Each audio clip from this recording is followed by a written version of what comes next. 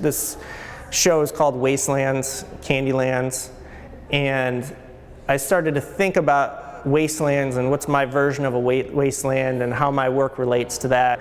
I just started thinking about the idea of a dead river and how I could fit that into this Candylands theme. And I guess part of the challenge of that is I want to make the river look alive at first when it has the water and the wetness of the clay, but then over time that drying and cracking I think is going to change things a little bit. But in the process of building these pieces, you know, in this case yesterday I had almost 100 students here throughout the day, you know, grabbing clay, throwing clay on the piece, helping me build the wolf. And they're integral to the process of this piece, so it becomes this large collaboration. So I don't think I can really get these done without the help of a big group of people. So we kind of share a moment together, and I find that that's actually evolving to be sort of my favorite part of these pieces. You know, so there's a lot of labor that's involved, but everybody that participates takes some type of ownership. And I think something resonates with people subconsciously when they're see clay or respond to something with this much material. At least I know I do. So I want to share that experience with others. I want to set up an ambiguous situation that hints at narrative. It makes a viewer sort of wonder, why is there a wolf in the middle of this piece? So I take, usually what ends up happening is it's some type of either personal experience or story I'm interested in, and I'll just add elements to a piece. So I talked about the Kalamazoo River earlier as being part of the inspiration for trying to create a dead river. The other inspiration for this piece is the wolf, which for the first time in 85 years, a wild wolf entered into California from Oregon. And so it's trying to find a mate. And this one has traveled over like 600-700 miles. It's a tagged wolf, so they can record its movements.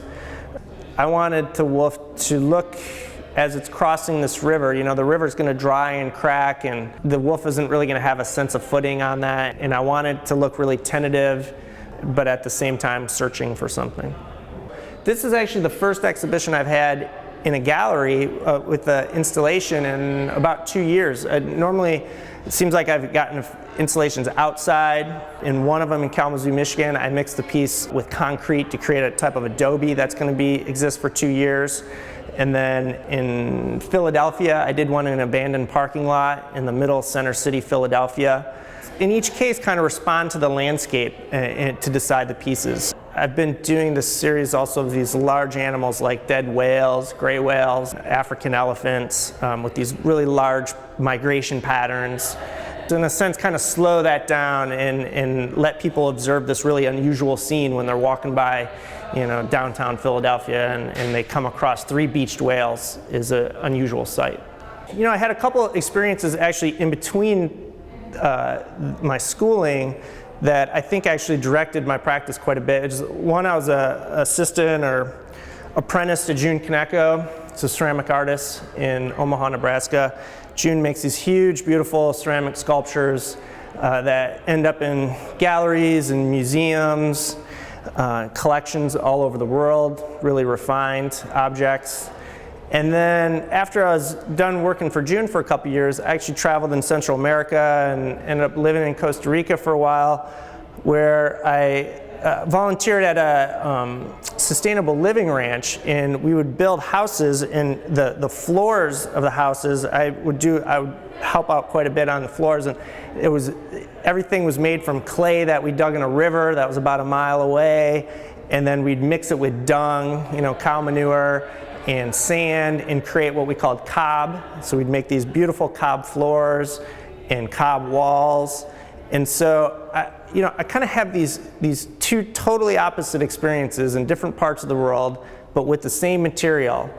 And I feel like in my own practice, I'm constantly trying to bridge the gap between those two things, that I kind of fell in love with both practices. So I've created, over the past 5 years, I've been working on this series, which is, I call it wet clay installations. They're basically made out of wood, armatures, and covered in clay. And very simple. And then, over a period of time, the clay dries, the moisture leaves the clay, and it cracks and leaves cracking patterns, and you'll be, in this case, be left with a dry riverbed and a cracked wolf. I have this thing working as an artist that I want to alter somebody's perception a little bit when they come into a space. I don't want to present them with a piece on a pedestal or anything that I grew up with as a traditional way of displaying artwork.